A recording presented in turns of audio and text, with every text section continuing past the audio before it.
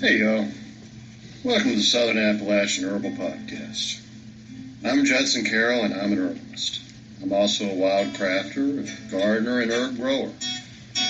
I'm coming to you from high atop the beautiful Blue Ridge Mountains of North Carolina, just a stone's throw from the Tennessee line, overlooking the Pisgah National Forest, absolutely surrounded by the bounty of God's green earth. I spent most of my life wandering these mountains and learning about plants from the old timers and all sorts of characters. On this show, we'll talk about herbs and how to use them, how to find them, how to grow them, how to make preparations. We'll talk about a lot of things. We can also talk about permaculture, homesteading, foraging, and living off the land. Most anything, really. You can email me at southernappalachianherbs@gmail.com if you have a question or a comment. You can also contact me through the Grow Network, where I'm a regular contributor and a moderator for the forums. And my blog is, of course, southernappalachianherbs@blogspot.com. All right, y'all. I'm going to sit my guitar down and let's talk about herbs.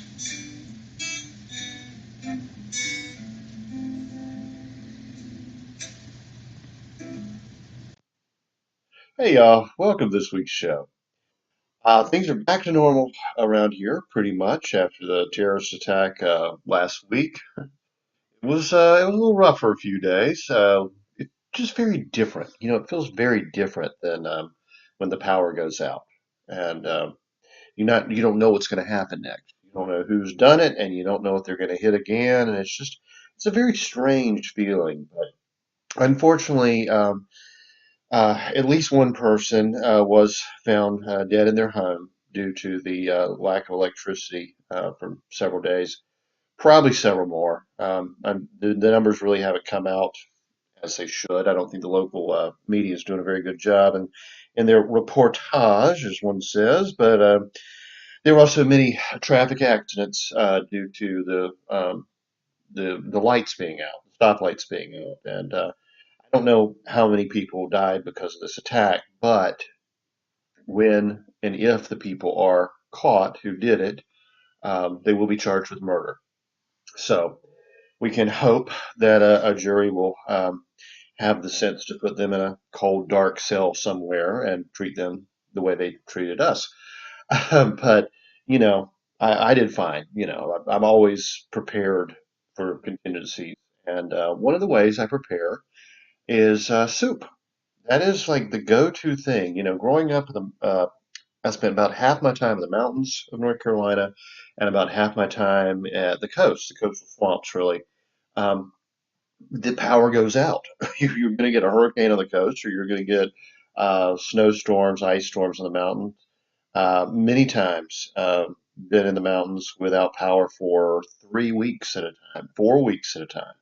And it would be 10, 20 below, 50-mile-per-hour winds, ice, uh, snow, but ice storms really take the power out very easily. I mean, I probably don't need to tell you that if you live where you get ice, but I remember a few years ago, a storm came in, and it was November. I mean, it was not even winter yet officially, and we ended up with not a foot of snow, but a foot of ice. And again, the 50-mile-per-hour winds, like 10 below, and trees coming down, big, big trees coming down. And one of them fell right on top of my car. And I mean, giant limb went through the windshield and plunged into the dashboard. And I obviously was not going anywhere. And we didn't have power for a good 3 weeks at that time. So that's really, when I say I don't really think of myself as a prepper, although I write a lot for preppers and most of my friends are preppers, for me it's just more the lifestyle I've grown up with. And what's the first thing you do? Well, you know, you have to prioritize your needs, and those needs come down to water and shelter being primary. Fortunately, in the mountains, water is never scarce. We get 270 some days of precipitation. I've got a deep, clean well. It's wonderful water. There's a spring just up the hill for me if I had to go get water from the spring. There's a river if I had to get water from the river, and there's a creek. So, I mean, water's not a problem. Rainwater catchment, snow melt, no problem at all. And I've got got a house, so shelter's not a problem. The main priority in the winter is heat. I mean, it gets darn cold. And so immediately you're just focused on trying to keep some fire going in a wood stove or a fireplace if that's all you got. And I keep a backup of kerosene. I have a kerosene heater. I don't like to use it. I mean, it is not breathing kerosene fumes as they burn is not exactly good for you, but definitely better than freezing to death. So, I always have that. And really, when the power goes out, I'm not super concerned with what's in the freezer because it's going to stay cold, and I can always get some ice or snow and put in there and help keep things cold. But what's in the refrigerator can start to turn pretty quickly. So the first thing I always do is make a big pot of soup. Get the pot of soup going. It could be a wood stove. It could be tucked in the fireplace. Just stay warm by the fire and just gently simmer. It takes a little practice. I think you should definitely, if you're going to learn to cook with a fireplace, you need to learn before you have to do it. Definitely takes some practice to get the temperature control right so you don't burn your food. And so the pot doesn't boil over and push your fire out. I mean, that can be a real problem. But then I can also cook directly on top of the kerosene heater. I've done that many times. So we are definitely going to get into herbs here in just a minute. And it's going to be a really interesting herb, a unique herb for this time of year that you want to look into. St. John's wort. I'm going to tell you a lot about it. It's one of my favorite herbs. It grows wild in my yard. I love St. John's wort. But I wanted to talk a little bit about soup. So, I talk a lot about soup in my book, The Omnivore's Guide to Home Cooking, which, by the way, makes an excellent Christmas present if you would need a gift for your loved ones. And maybe they're not as obsessed with herbal medicine as we are. Everybody loves to eat, and a cookbook makes a wonderful gift. So remember, you can buy that off of Amazon in hard copy, and I hope you will make my Christmas merrier if you buy some of my books. But anyway. I love soup. Soup is a big deal. Really, it's interesting. I was watching a program a couple of weeks ago, and it was the history of the Campbell Soup Company and Heinz. They were in major competition to develop a palatable, a good tasting condensed soup. And it was really interesting. I hadn't thought about this before, but it seems that until about 1920, following the Civil War and going to about 1920s, most Americans did not eat soup. If you lived on a farm and you had a lot of vegetable and meat scraps and bones, yeah, you ate soup just like your ancestors would have in Europe, just like I do today and the way I grew up on a farm. But if you were in town, only the wealthy had soup. Isn't that an odd thing to think about? Well, why is it? Well, the wealthy could go to restaurants and they would get their bouillabaisse and their turtle soup and they did some very fancy like sheep crab soup and lobster bisques and such. That was soup. That's where you got soup, was from a restaurant. People in town before refrigeration didn't have ways to store a lot of food, so they went to the market every day and they bought what they could use in that one day. There were not a lot of scraps. Coal or oil was, what they were using to heat mostly. I mean, probably some wood as well. But in town, they didn't have a lot of room to store fuel. They were often very poor. People in the countryside definitely were much more privileged in terms of food and resources. To this day, I never will understand why anyone wants to live in a city, but people that lived in the cities at this time did not have a lot of fuel. They didn't have a lot of money, and they could not have a long simmering soup on the stove. And without refrigeration, they had no way to store it. So, oddly enough, the most simple of foods to make was really out of consideration for anyone, the vast majority of people who lived in cities, especially we're talking, New York and Boston and such as that. Uh, Country people, like I said, just continued to cook as they always had. Then the Campbell's company, the Campbell's Soup Company, essentially, at that time it was a cannery, hired really the first food scientist in America. It was a relative of the owner, and he figured out a way to make a condensed soup. So now soup could be sold in a little, 16-ounce can for 10 cents. That's all it cost. For 10 cents, you could get your Campbell's tomato soup or Campbell's chicken noodle soup, whatever, and take it home, add water, and you had a pot of soup. It's really one of the most fascinating chapters of American history because it was a total game changer. I mean, this was the beginning of the canning foods and condensed foods of food science that fueled our military, continues to do so to this day.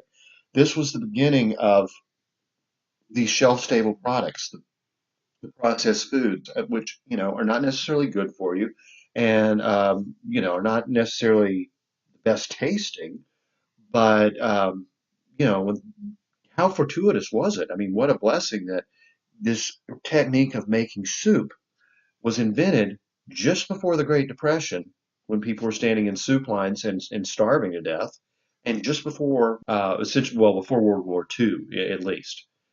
That was huge.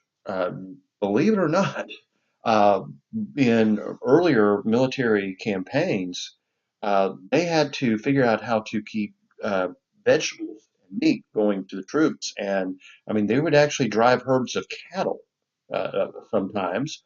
As the troops went into battle, there would be like cowboys, like you take early America, Revolutionary War period. The British had major bases in the Bahamas. And so New Orleans, Pensacola, Florida, these port cities were highly susceptible to being raided by the British, and America would lose the war if that happened. And Americans actually enlisted the help of Spain, and Spanish troops went and did a lot of the fighting along the Gulf Coast. It's something that really isn't taught in our history books for some reason. I mean, I'm glad we learned about Lafayette and the French. I mean, that's my family. So, but really, the Spanish helped win that war dramatically. And as they moved their troops, essentially from Mexico City to the Gulf Coast of what's now America, they had cowboys driving herds of cattle with them. That's the only way they could feed their troops. So, I mean, really, the whole processed food industry has certainly served its purpose, and we would not be here today without companies like Campbell's Soup. And they continue to do a lot of charitable work in North Carolina. Yeah, I don't eat their products, but they're not a bad company at all.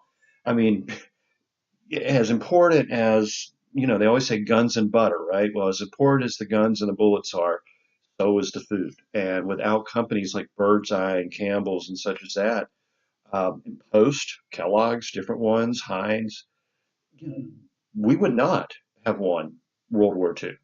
I mean, we would have lost to Germany and Japan. There's no doubt, because we would not have been able to feed the troops. They would have had to, like many of the European armies were doing, basically robbing farmers and scrounging around for whatever they could get. So, uh, when I talk about making homemade soup as this, nutritious, delicious alternative to canned soup and such, it by no means do I mean to disparage those companies. But what they did was nothing short of miraculous. There would be no America as we know it today without such companies. On the other hand, as I said, that food is not very nutritious. About the same time that all this was happening, they had come out with white bread, very bleached, processed flour, and children were getting rickets and major vitamin D deficiencies, all kinds of vitamin deficiencies, and getting very sick because the bread that was now being sold in stores, um, it had no nutrition. The kids were eating and starving at the same time. Really, it was the lady that came up with Pepperidge Farms that started putting nutrition back into bread, and came up with a palatable, soft, sweeter, whole wheat bread that people would actually eat. And then the other companies started enriching their wheat products. You're still better off if you can grow your own food, buy from a local farmer, bake your own bread, and just kind of bringing it all home now. What is more simple and delicious than soup?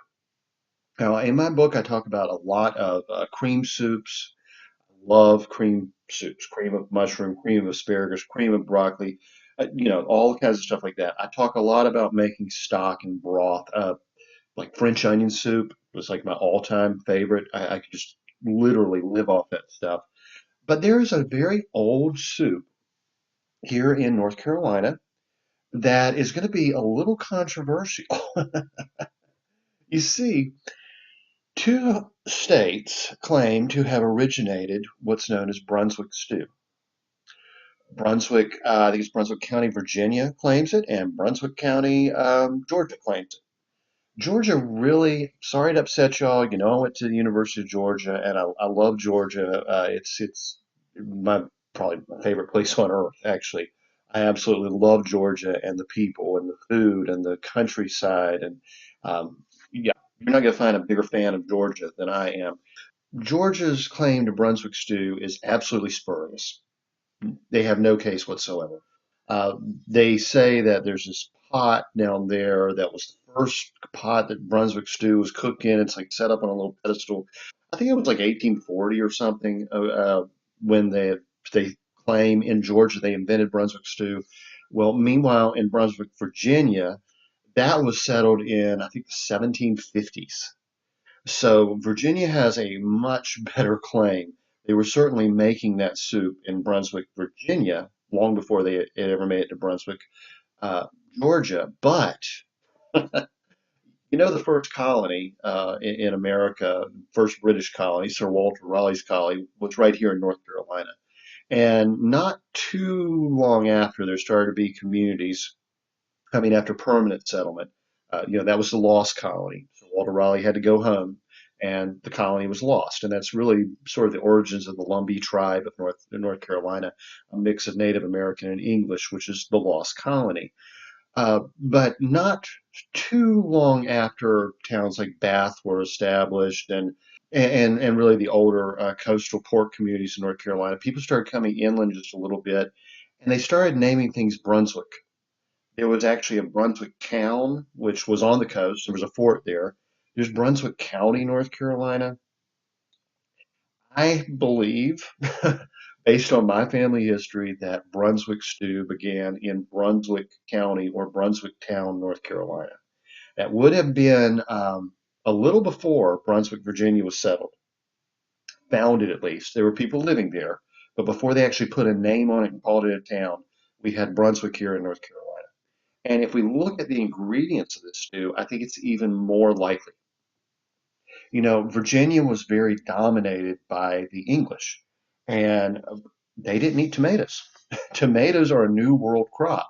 Tomatoes are originated, I think, in Peru. Okay, did not Italians didn't have tomatoes to go in their spaghetti sauce until after the explorers brought tomatoes back to Italy. Uh, but even in early colonial America, the English were terrified of tomatoes. They are a member of the nightshade family, and they look very much like several poisonous plants that were known to the English. Thomas Jefferson, our president and a personal hero of mine, was the one who really popularized tomatoes. So, how do we end up with a soup that contains tomatoes long before Thomas Jefferson was president? Well, it wouldn't have happened in Virginia, especially where Brunswick is sitting.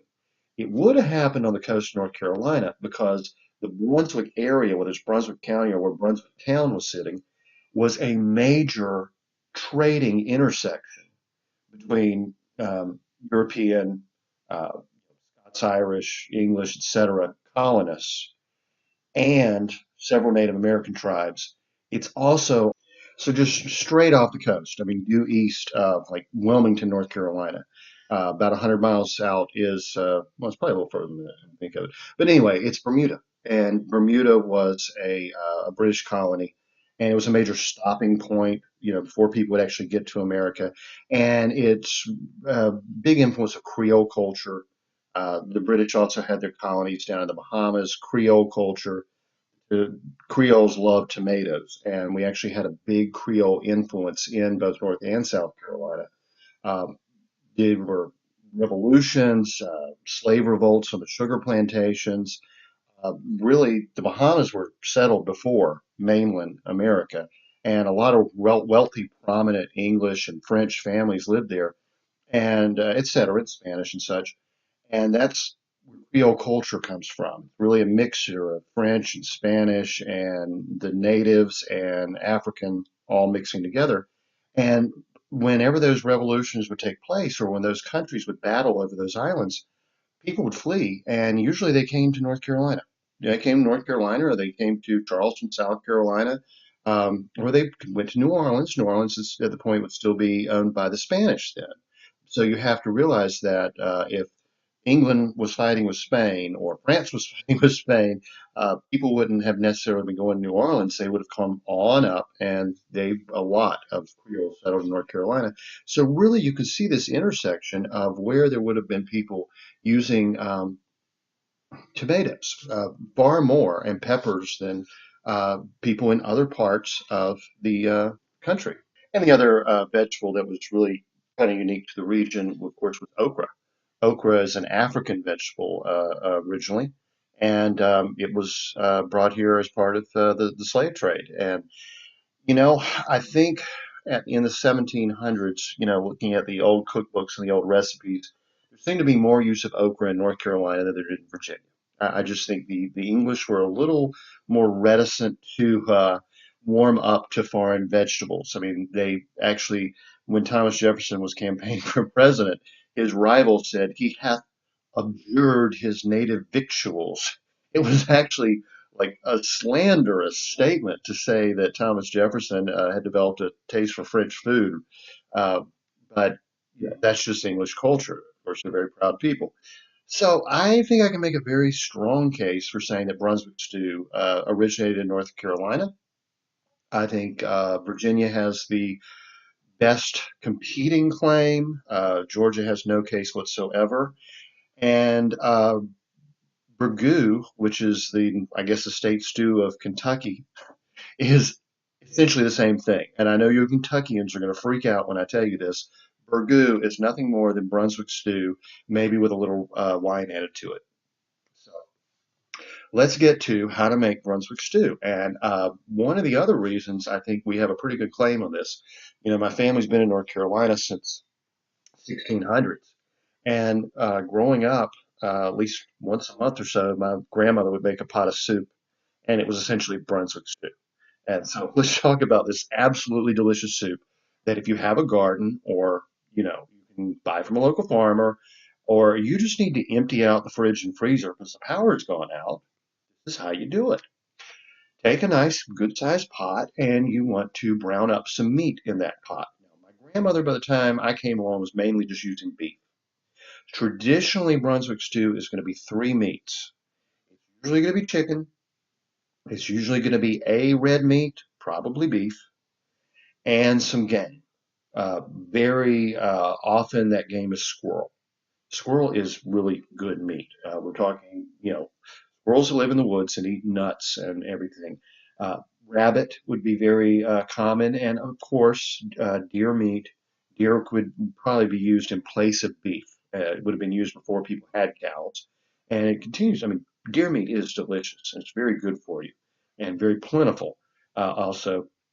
And you could have other things. There could be other game birds. There could be quail. There could be dove. There could be wild turkey. Um, there could be raccoon meat. Again, people will freak out when I say raccoon is actually very good meat if it's been eaten cleanly.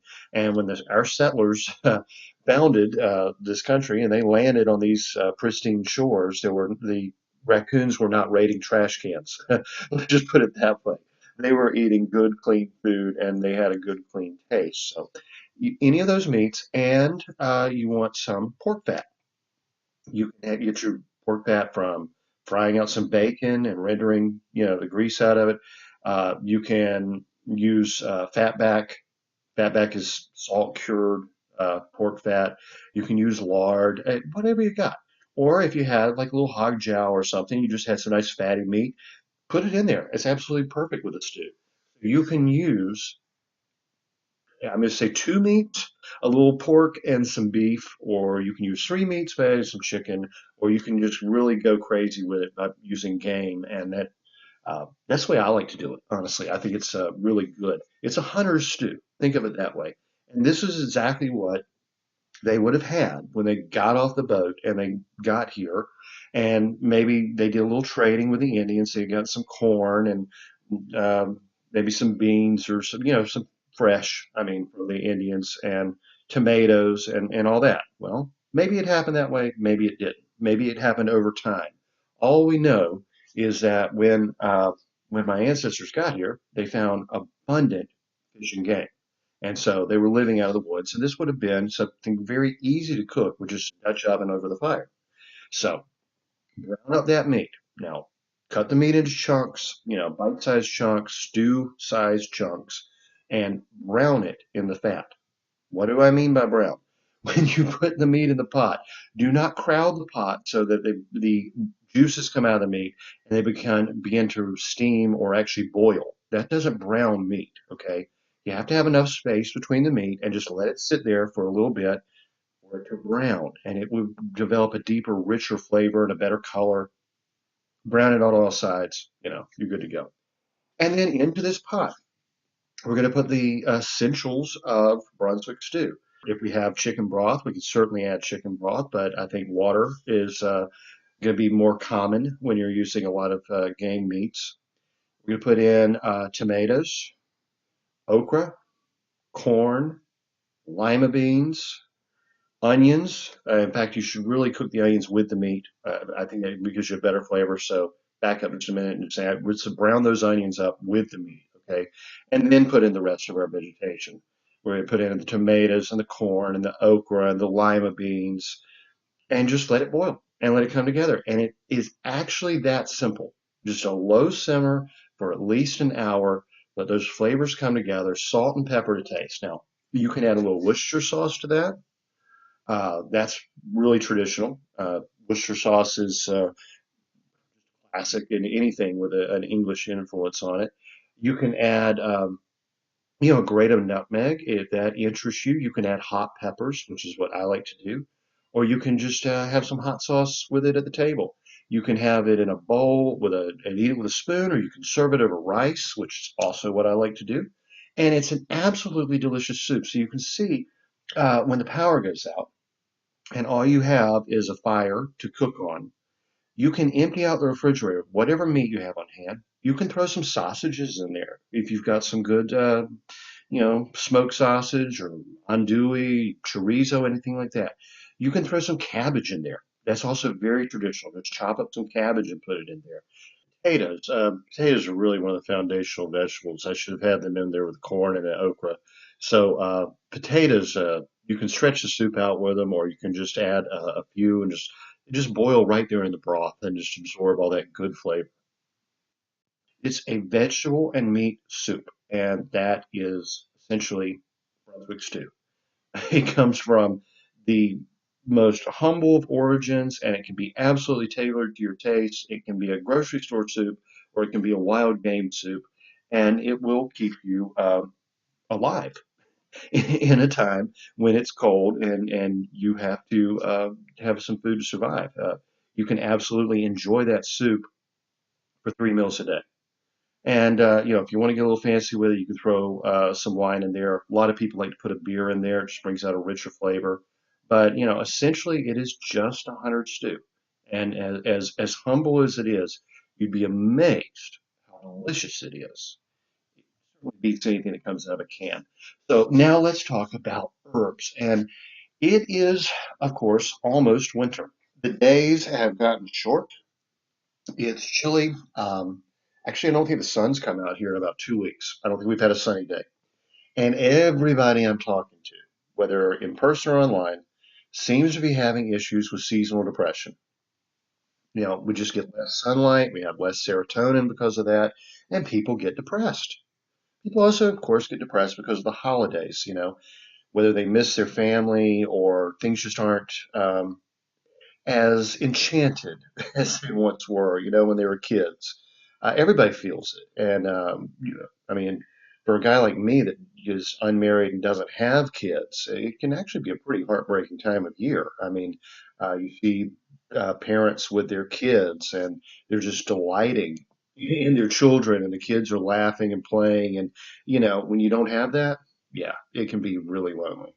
Um, And well, you also see a lot of young couples getting engaged and getting married, and of course that doesn't help either. It's a it's a hard time for everybody. Fortunately, there is a very safe, effective herb that's been used for thousands of years that can help. It is St. John's wort. As I said, this herb grows well. It grows wild in most places. It's maybe the desert, and the North Pole. I don't know, but in most temperate regions, you're going to find some form of St. John's wort, and it's named after St. John, and it was said to bloom on his feast day in the old Catholic calendar. It has been used since ancient Greeks, at least, and it has been used by almost every culture on Earth. Let's get into a little bit of the uses of St. John's wort. Well, in the 90s, I think it was, St. John's wort got a little bit of a fad going. There were this herb has many uses. There were studies coming out showing that it increased serotonin and helped with especially seasonal depression. Immediately, the drug companies did their best to try to, I guess we would say, debunk that those claims. They were not, of course, successful because St. John's wort does actually do what it's claimed to do. Um, as always, I can't give any official medical advice, and I'm not a doctor, but the studies that showed St. John's wort helped with depression were valid. There were some bad studies done, falsified studies done using a plant that was not even St. John's wort that caused a lot of confusion. And really, I mean, just like the people that make Prozac and stuff did not want people buying herbs. There was a real campaign against St. John's wort following the hype around St. John's wort. And I think by now, here we are 30 years later, a lot of people may be unaware that St. John's wort can help with seasonal depression. And so let's look at, something fairly recent. This is from Plants for a Future. They say medicinal use of St. John's wort. Now, this is Hypericum vulgare. Um, there are several varieties of St. John's wort. They're all the Hypericum family. St. John's wort has a long history of herbal use. It fell out of favor in the 19th century, but recent research has brought it back to prominence as an extremely valuable remedy for nervous problems. In clinical trials, about 67% of patients with mild to moderate depression improved when taking this plant. The flowers and leaves are analgesic, antiseptic, antispasmodic, aromatic, astringent, cholagogue, digestive, diuretic, expectorant, nervine, resolvent, sedative, stimulant, vermifuge, and vulnerary. I mean, that's a lot of uses. And let's see, do I need to define anything? Analgesic means helps with pain. I'm sure you know what antiseptic means. Antispasmodic means it helps stop cramping, essentially. Aromatic, astringent. Astringent means it tightens tissue. Digestive, diuretic means it helps get rid of excess fluid. Expectorant means it gets mucus up out of the lungs. Nervine means it calms nerves. I think you can pretty much. Oh, vermifuge is an odd word. That means it kills intestinal parasites, like worms. And vulnerary means it helps heal wounds. The herb is used in treating a wide range of disorders, including pulmonary complaints, bladder problems, diarrhea, and nervous depression. It is also very effective in treating overnight incontinence of urine in children. That means if you have kids that wet the bed, St. John's wort can help with that. That astringent property, it actually kind of tightens up the tissue around the bladder, urinary tract, and such. Externally, it is used in poultices to dispel hard tumors, caked breasts, and bruising, etc. The flowering shoots are harvested in early summer and dried for later use. Use the plant with caution and do not prescribe it for patients with chronic depression. The plant was used to procure an abortion by some Native Americans, so it is best not used by pregnant women. The plant contains many biologically active compounds, including rutin, pectin, sitosterol, hypericin, and pseudohypericin. The last two compounds have been shown to have potent antiretroviral activities without serious side effects and are being researched in the treatment of AIDS. So, this is how strong a plant this is, okay? Do heed the warning about don't use it during pregnancy. Also, heed the warning that it does not help with chronic depression, and it could certainly conflict with psychoactive medications. But this is an antiviral. It's also cold and flu season. It's a really good time to take an antiviral. It's also an antiviral that can help with seasonal depression. So you can see why I thought this would be a really good one for today. The main caution overall with St. John's wort is it can make you more prone to sunburn. It actually makes your skin more sensitive to sun damage. So great plant. Let's see. I'll look at a little bit of the historic. We'll give a little background. Hypericum is derived from Greek, and it means over an apparition. That's a reference to the belief that the herb was so obnoxious to evil spirits that just a whiff of them, according to Miss Grieve, would cause them to fly away. You can see this herb has a lot of ancient use. There are a lot of legends associated with St. John's wort as well. I mean, it was very good against plagues and colds, and it's used in a lot of religious ceremonies, and both pagan and Christian. In Poland, St. John's wort is one of the flowers that they use to decorate the altar on in the churches, on certain saints' days and feast days. Going back to what Miss Greaves wrote about it, she really liked it for pulmonary complaints. So anything having to do with the lungs, bladder troubles, suppression of urine, which is the diuretic property. It helps you get rid of fluid. I don't know a more plain way to say that. Good for dysentery, worms, diarrhea, nervous depression, hysteria, hemorrhages, and jaundice. It's also a very good herb for the liver. And this time of year, it's chilly and people are feeling a little down. They tend to drink a little too much.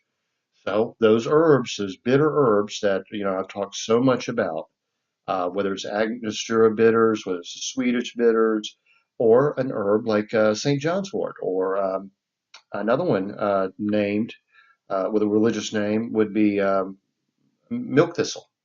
Milk thistle is see if I can pronounce it right. Salibum Marianum. It's named for the Blessed Virgin Mary. Uh, Blessed thistle. A lot of these bitter herbs have some antiviral properties and are very good for the liver. But St. John's wort also good for depression. She also talked about how it helped children who wet the bed, essentially. Uh, that's very common in German folk medicine. Father Nape and Father Kunzel, very big on using St. John's wort to help bedwetting. Um, she said it was uh, effective for consumption, that's tuberculosis, or chronic congestion of the lungs, or congestion of the bowels or urinary passages. And just a brief overview of the German tradition, I just pulled up, I just found the entry in one of Maria Treben's books about this. She wrote in the 70s and 80s.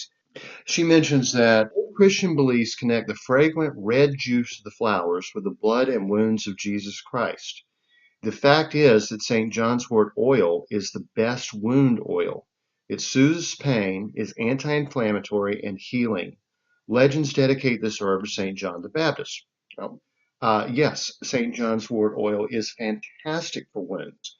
And you know it's good quality if it has that bright red color.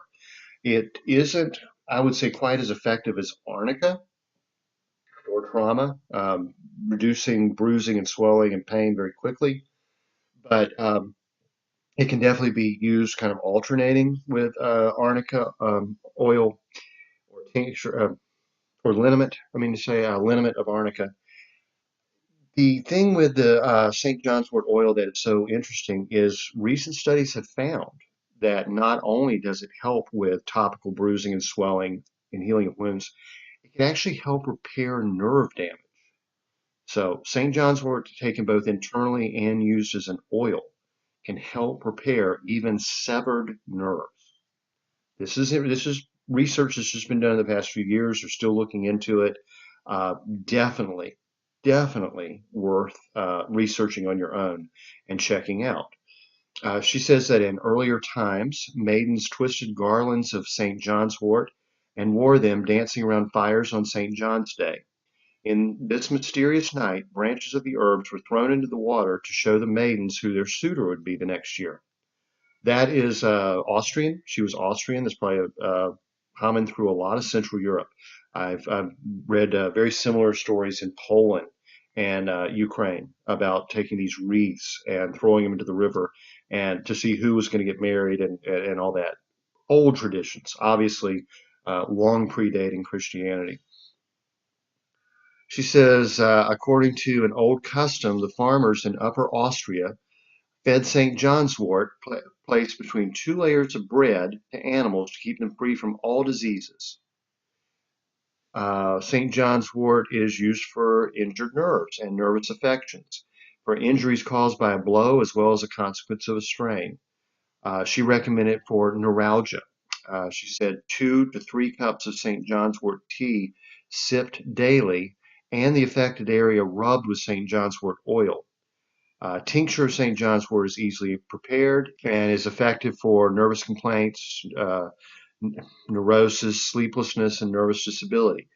St. John's wort is also an herb that helps with sleep, which seems a little counterintuitive because it helps with serotonin, but also it has been found to help with sleep.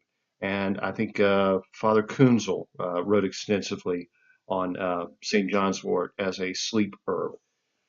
So, St. John's wort, she said, was good for sleep disorders, fitful sleep, hysterics, sleepwalking. All are remedied with St. John's wort, as well as bedwetting and depressions. My experience shows that for all these disorders, besides the use of the tea, sitz baths can be very beneficial. Sitz bath is where you're essentially sitting with your butt in the water. They used to make these small tubs where you couldn't get like your entire body into. But you can do that in a bathtub if you don't have a wash tub, so to speak.